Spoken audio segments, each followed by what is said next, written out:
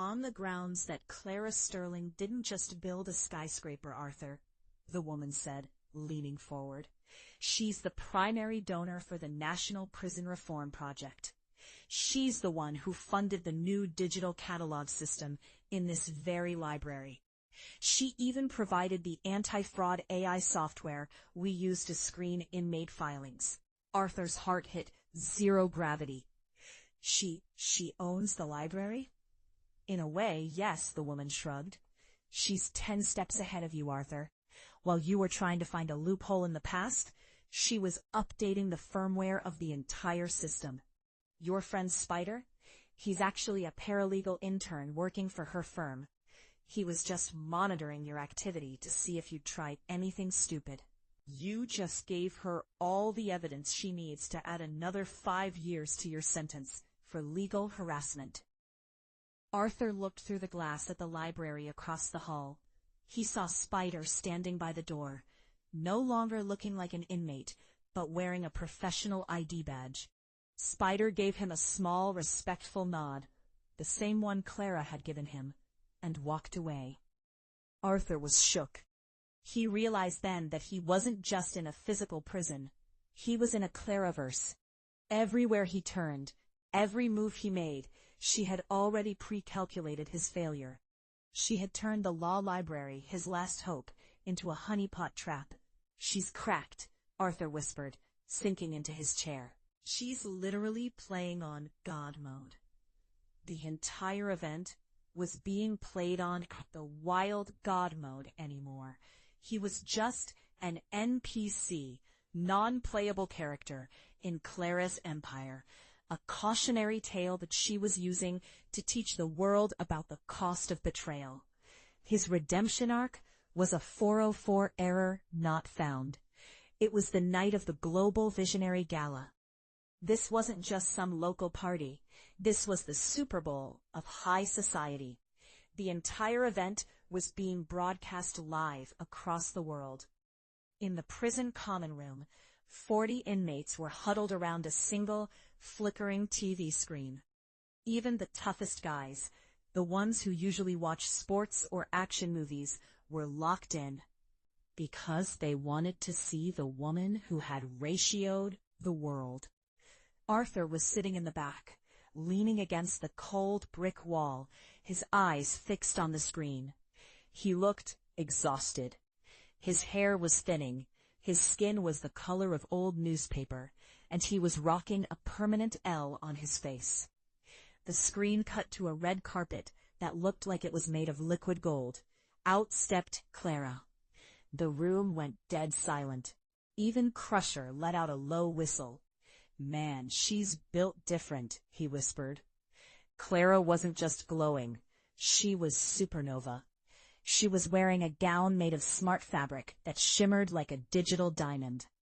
She looked like she had aged backward.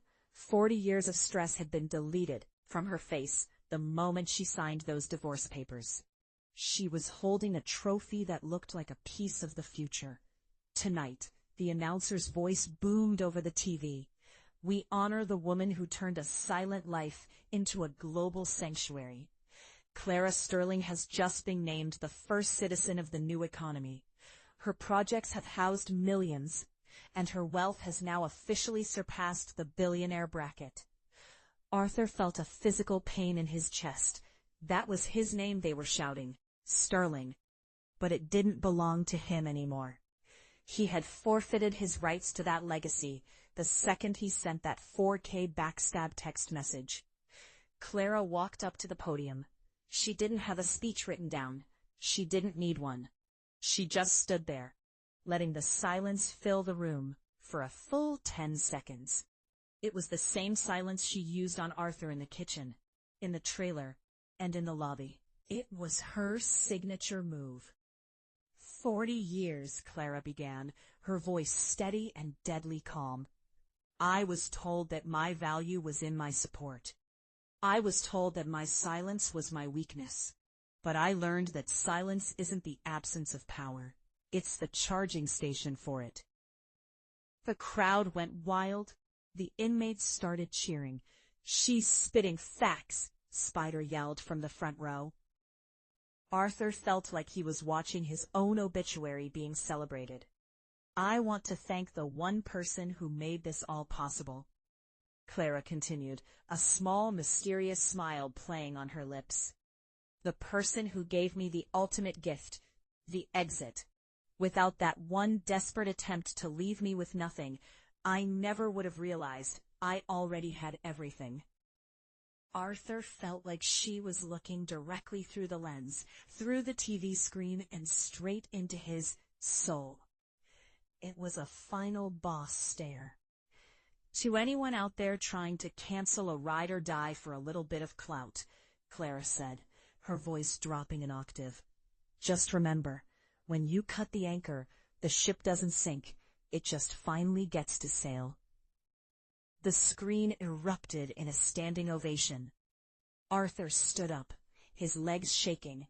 He couldn't take it anymore.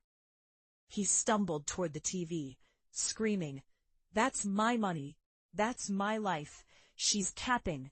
It's all a fraud!" The guards moved in instantly. "Sit down, Sterling. Don't make us patch you out." But Arthur was tweaking. He tried to swing at the TV, wanting to break that beautiful, shimmering image of his success. He was tackled to the ground before he could even get close. As his face was pressed against the dirty linoleum floor, he saw the final shot on the screen. Clara walking away, her back to the world, stepping into a private jet that was headed for a private island. She was ascending to a level he couldn't even imagine, and he was being dragged to the solitary hole.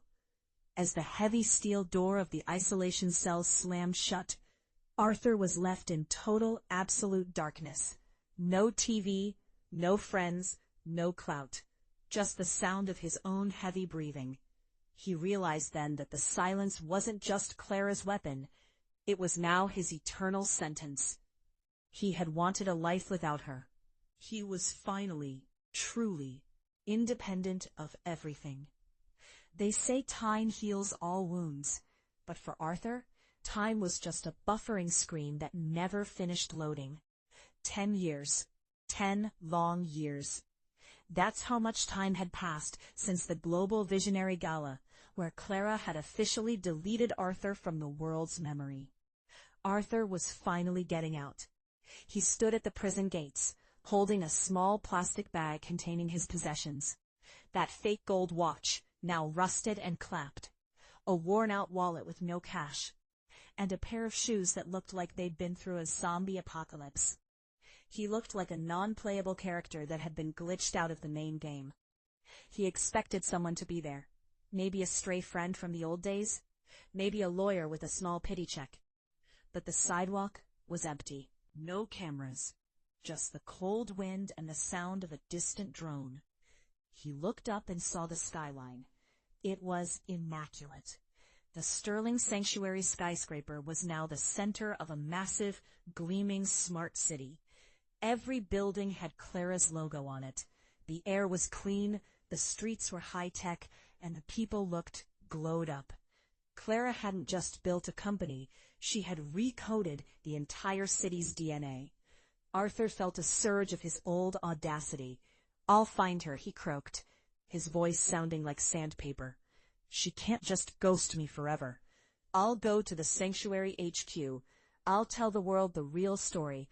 I'll get my clout back." He spent his last few coins on a high-speed maglev train ticket. As he sat there, he noticed everyone was looking at their holographic tablets.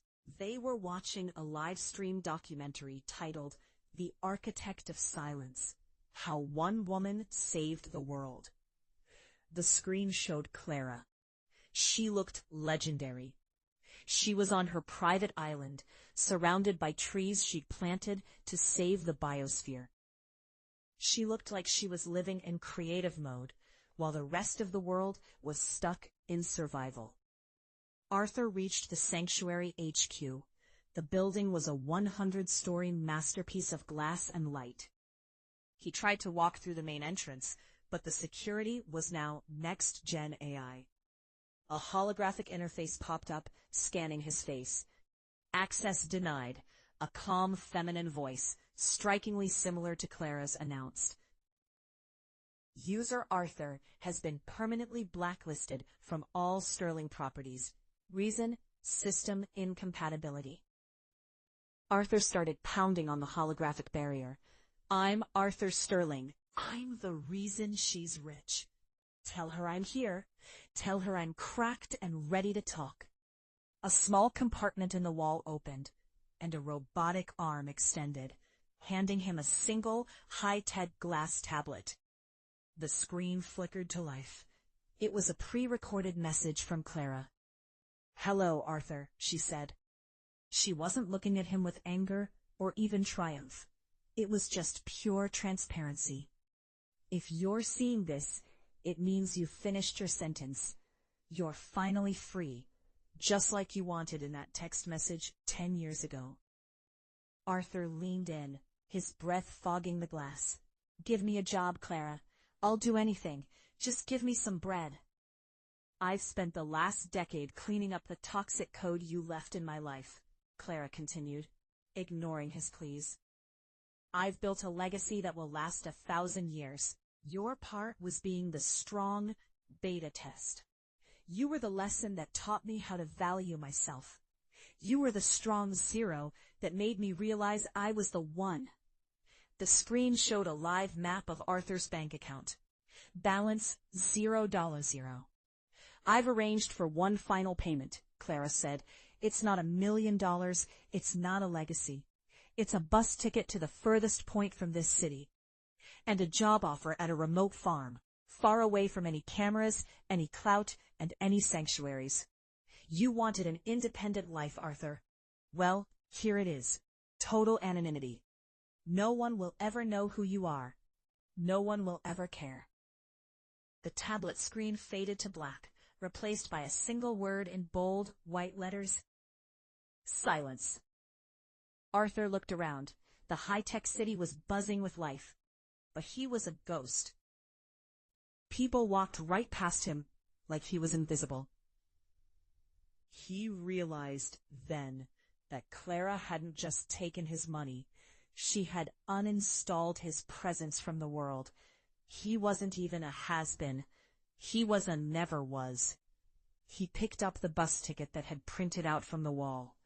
Destination: the Dustlands. As he walked away from the sanctuary, Arthur looked at his fake gold watch one last time. The glass was cracked, the hands were frozen, and it was finally, truly, worthless. Just like his ego. He boarded the bus, sitting in the very back row. As the city lights faded in the distance, he saw a massive holographic statue of Clara being projected into the clouds. She was looking out over the world, her hand raised in a peaceful gesture. For the first time in his life, he didn't try to flex. He didn't try to cap. He didn't try to find a glitch. He just sat there in the silence he had created for himself. The game was over. Clara had won with a perfect score. Arthur had been nerfed into total obscurity.